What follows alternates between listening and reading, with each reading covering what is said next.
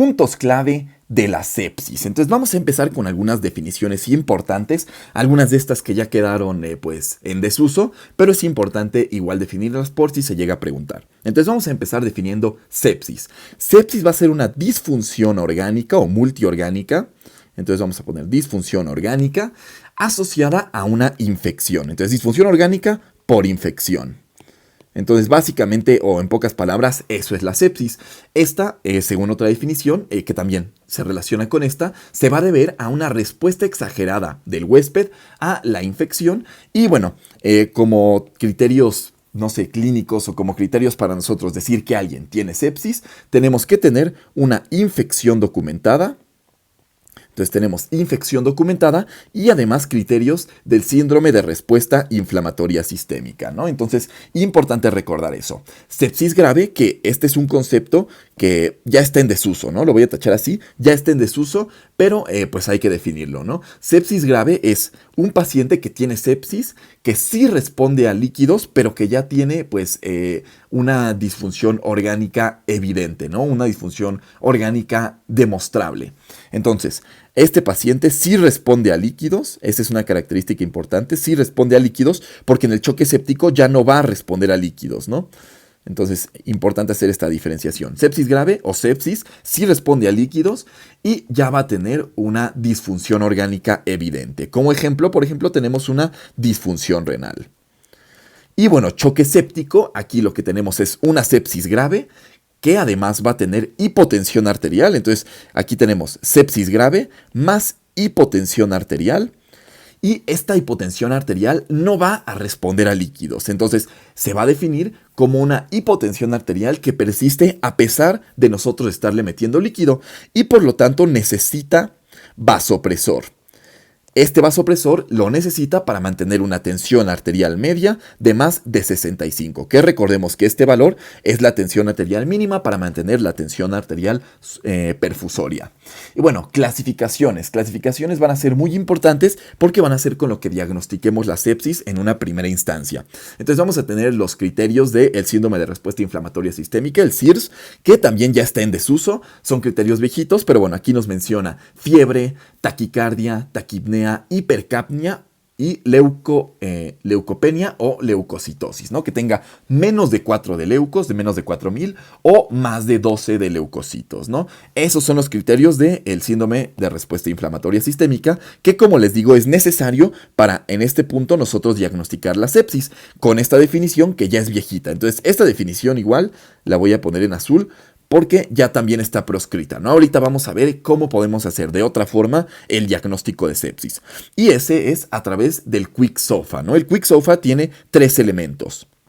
Entonces tenemos aquí 3 elementos y con que tengamos pues uno de estos 3 elementos, nosotros podríamos, no es uno, son dos de estos 3 elementos. Entonces con que tengamos 2 de 3, nosotros podemos ir haciendo el diagnóstico. Ahorita vamos a ver esa parte del algoritmo diagnóstico. Quick SOFA además no nos va a decir, tiene sepsis seguro, sino que nos va a dar nada más un riesgo de sufrir sepsis. Después de Quick SOFA, vamos, en caso de que tenga 2 de 3, vamos a hacer el SOFA que ya nos va a decir si es o no séptico el paciente, ¿no? Ahorita vamos a ver eso. Entonces, ¿cuáles van a ser los elementos del Quick SOFA? Tenemos 3. Respiración, estado mental y tensión arterial. Entonces, respiración, tenemos estado mental y tensión arterial. Respiración con más de 22 respiraciones por minuto nos suma un punto. Estado mental, alteración, un Glasgow de menos de 13 también nos suma un punto. Y la tensión arterial en este caso tiene que ser la sistólica en menos de 100, igual nos suma un punto. Entonces, como decimos, con que tenga 2 puntos nos da un riesgo de sepsis.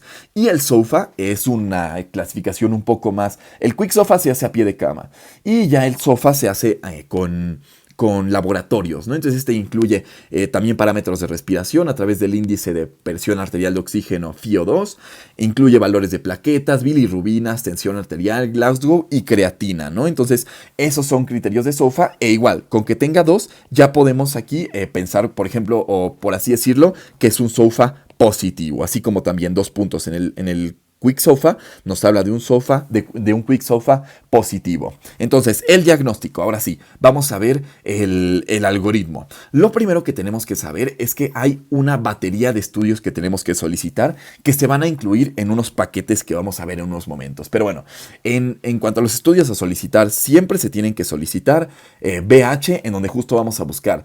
Dijimos que en el SOFA está incluido las plaquetas, niveles bajos de plaquetas es puntos de SOFA, o niveles altos de leucocitos también es punto de SOFA. Y eso es básicamente o clásicamente lo que vamos a encontrar en una BH. Entonces en una BH vamos a encontrar elevación de leucocitos o disminución de plaquetas. Aunque recordemos que en el choque séptico puede haber o disminución o elevación de los leucocitos, no menos de 4 o más de 12.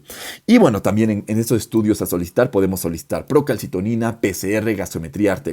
Muy importante la gaso para nosotros medir el lactato, ¿no? Que va a ser importante ahorita que veamos el algoritmo diagnóstico. Y bueno, también pruebas de órganos, ¿no? Entonces, pues para saber si tiene una sepsis grave, ¿no? Entonces, función renal, PFHs o pruebas de coagulación. Y además, en estos estudios tenemos que solicitar unos hemocultivos antes de nosotros administrar el antibiótico. Ahorita lo vamos a ver en el tratamiento.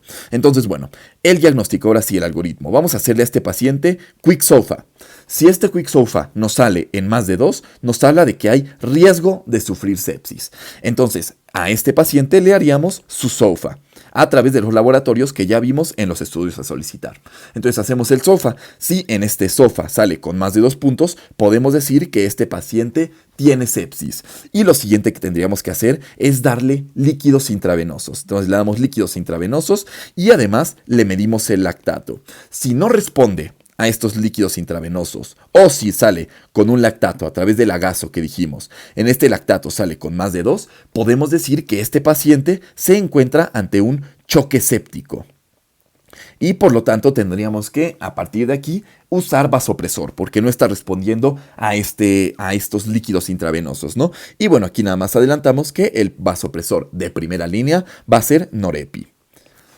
Y bueno, el tratamiento. El tratamiento, como les digo, vamos a tener pues ciertos paquetes, ¿no? Tenemos paquetes antiguos y un paquete actual.